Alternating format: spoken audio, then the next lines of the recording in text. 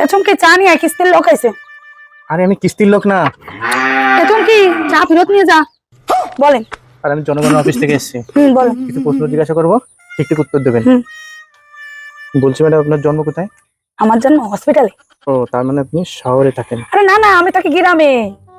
এই তো বললেন হসপিটালে জন্ম। আরে বাবা, আমার হসপিটাল আছে শহরে, হইছি আমি শহরে, থাকি আমি গ্রামে, একদম গ্যাদাতে গ্রামে থাই আমি।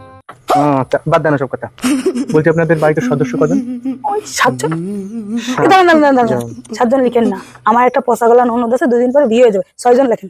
ও, তাহলে মোট সদস্য 6। না 6 জন লিখেন না, 7 জনই লিখেন। 7 জন। আচ্ছা ঠিক আছে, 7 জন। না 6 জনই লিখেন।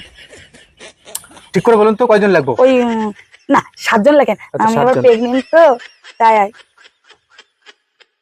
না 6 জন লেখেন।